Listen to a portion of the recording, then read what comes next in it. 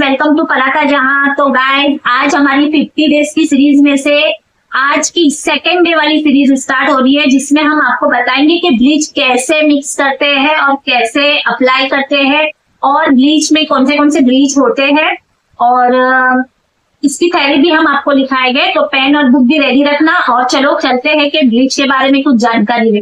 तो गाइस, सबसे पहले मैं आपको ये बताऊंगी कि ब्लीच में अलग अलग टाइप के ब्लीच भी रहते हैं, जैसे हार्ड वाला ब्लीच भी रहता है और माइल्ड वाला ब्लीच भी रहता है। तो जो हार्ड वाला ब्लीच रहता है, वो हार्ड वाला ब्लीच हम मतलब सब लोगों पर नहीं ट्राई कर सकते। जब भी आपके पास कोई कस्टमर आता है, वो आपको कहता है कि आप आपसे ब्लीच करना चाहता है, तो आप सबसे पहले उनसे ये पूछ लीजिए कि उनको किसी चीज का कोई प्रॉब्लम तो नहीं है, जैसे कि शुगर का प्रॉब्लम होता है, हाई ब्लड प्रेशर का प्रॉब्लम रहता है, और मतलब थायराइड का प्रॉब्लम रहता है, या किसी को स्किन इन्फेक्शन का भी प्रॉब्लम रहता है। तो हार्ड वाला ब्लीच ऐसे लोगों पर हम यूज नहीं कर सकते, क्योंकि ऐसे यूज करने से फिर उन लोगों को मतलब सांस लेने में तकलीफ होगी, तबीयत भी खराब हो सकती है। तो ये जानने की बहुत जरूरत है। अगर ऐसी कोई प्रॉब्लम नहीं, तो आप हार्ड वाला ब्लीच यूज कर सकते हैं।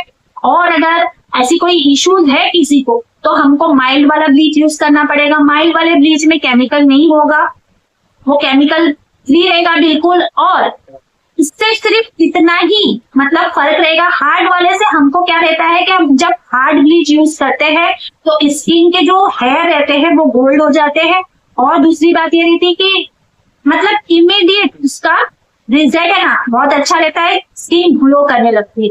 लेकिन जो माइल्ड वाला रहता है, उससे क्या होगा, सिर्फ आपका चेहरा साफ होगा, जो हेयर रहेगी उसका कलर चेंज नहीं होगा, वो गोल्ड नहीं होंगे, चेहरा साफ सुथरा दिखेगा पर ग्लो नहीं दिखेगा। तो इन बातों का आपको ख्याल रखना चाहिए। हमको इन बातों का ख्याल रखना बहुत जरूरी है कि हमको कौन सा ब्लीच किस स्किन पे यूज करना है। ठीक है, अब मैं आपको बताऊंगी कि ब्लीच कैसे मिक्स करते हैं और कितनी क्वांटिटी में हमको एक्टिवेटर डालना चाहिए। तो अब मैं ये ब्लीच यूज करना मिक्स करना शुरू कर रही हूँ।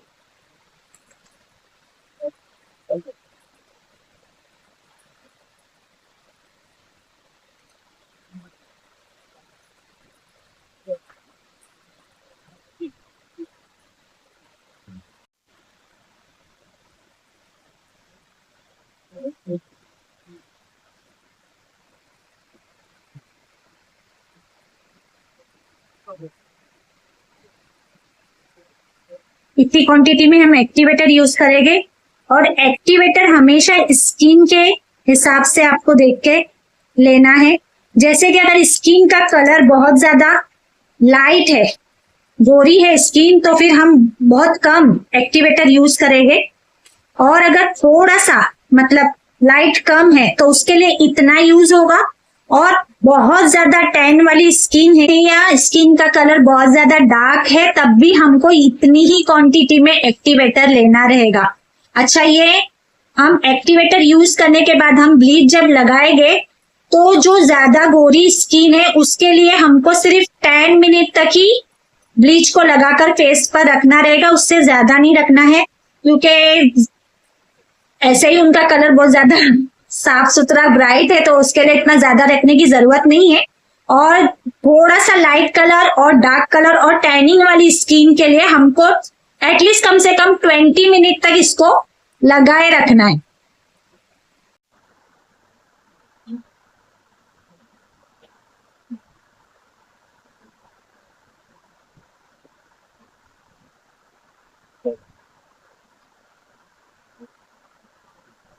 ब्लीच लगाते वक्त हमेशा ध्यान रखना, एक्टिवेटर डालने के बाद में थोड़ा सा स्किन के ऊपर लगा के देख लेना कि कहीं कोई जलन वगैरह तो नहीं है। अगर जलन हो रही है तो वैसा ब्लीच नहीं लगाना, उसमें थोड़ा सा क्रीम और मिक्स कर देना, क्योंकि कभी कभी किसी किसी की स्किन बहुत ज्यादा सेंसिटिव रहती है, तो जलन के वजह से रैशेस आ सकते हैं फेस पर।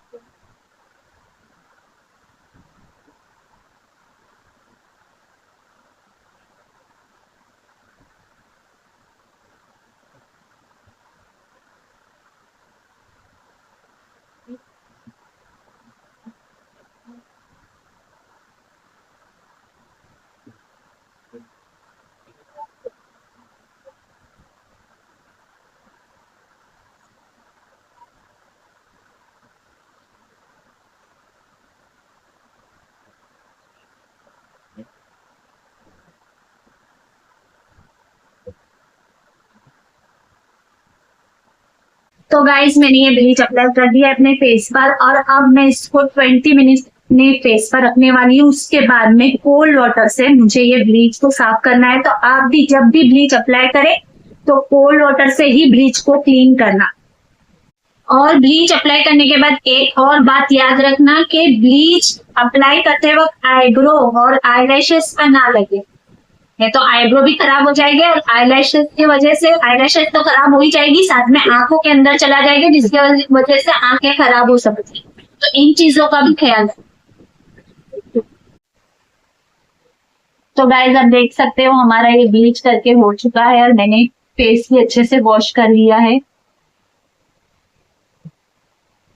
ब्लीचिंग का थियोरी वर्क भी लिख देंगे। ब्लीचिंग का मतलब क्या होता है? जो लोग फेशियल हेयर रिमूव नहीं करते या फिर थोड़े थोड़े से बाकी रखते, सिर्फ आईब्रोज अपर लिप्स करते, तो हम ब्लीच करके वो हेयर को अपनी स्किन टोन से मैच कर देते। तो हम लिखेंगे without removing facial hair but making them match your skin tone or in a golden shade means bleaching। ठीक है, अब ब्लीचिंग के इफेक्ट्स क्या होते हैं? What are the effects of bleaching? पहला, it makes the skin glow. इससे हमारी स्किन पे ग्लोइंग इफेक्ट आता है। दूसरा, रिड्यूसेस एक्सेसिव, यानी जो ज्यादा ऑयली दिखता है स्किन उसे वो कम कर देता है। Reduces excessive oil from the skin. तीसरा,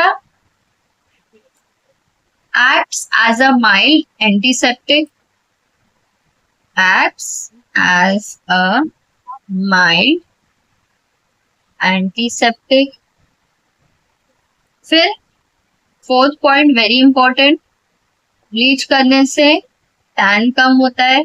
it reduces tan and helps the face to regain its original color। Okay, last point, reduces blemishes। जो हल्के दाग धब्बे आ गए होते हैं हमारी स्किन पे वो भी ब्लीच करने से हल्के पड़ जाते। अब नेक्स्ट, व्हाट आर द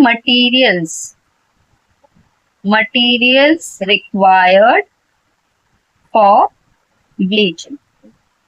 क्या क्या चाहिए, क्या लगेगा हमें ब्लीच करने के लिए? तो पहली चीज हमारे पास cotton, astringent,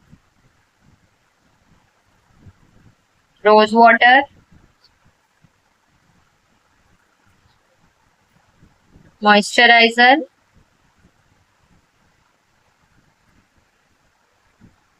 bleaching cream,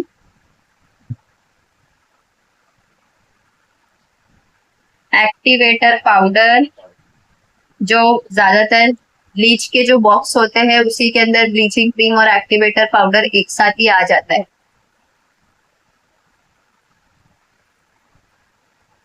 spoon, वो भी कुछ कुछ बॉक्सेस में अवेलेबल होता है। एंड जब आप किसी कस्टमर को अटेंड कर रहे हो, उसके लिए कर रहे हो, तो आपके पास एक गाउन होना चाहिए।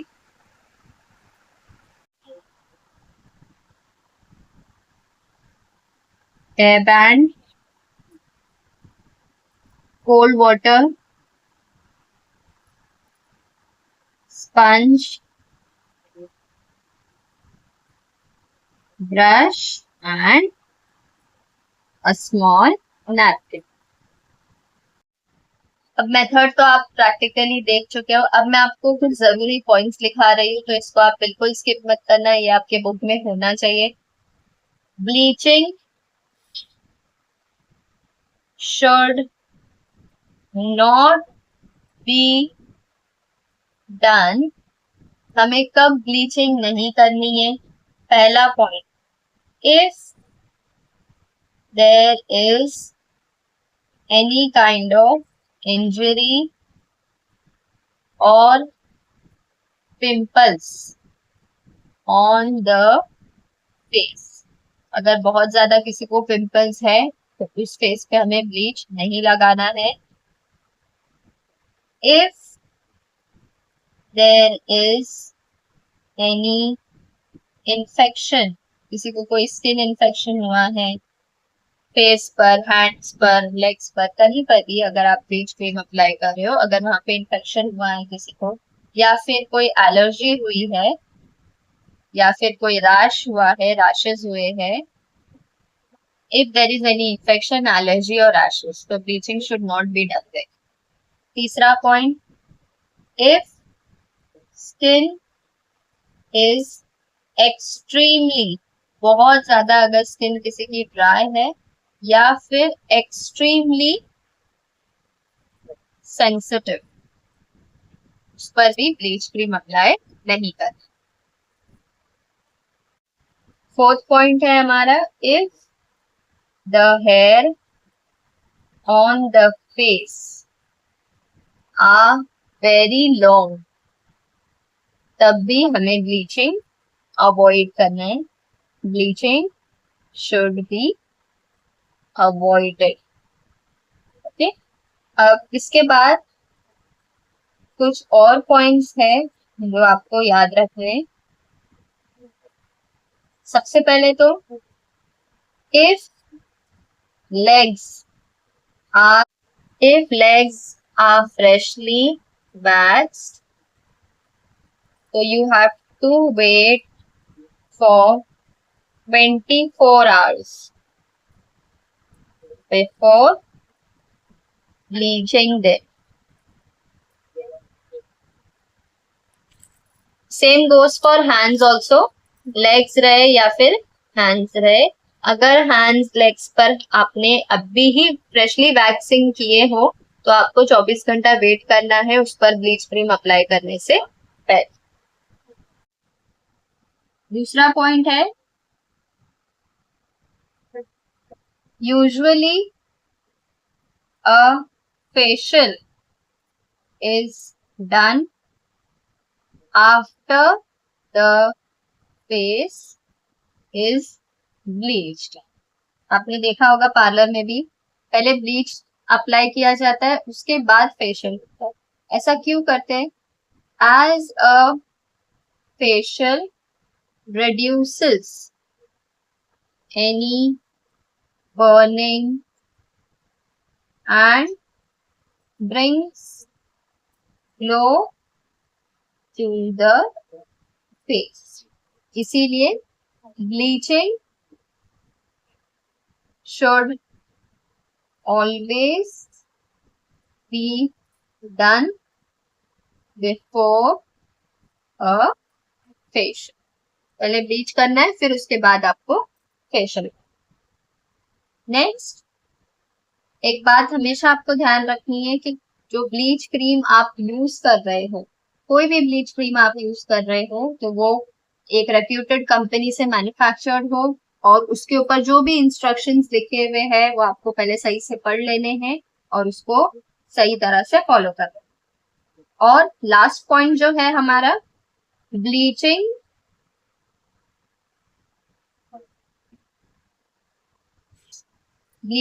should be done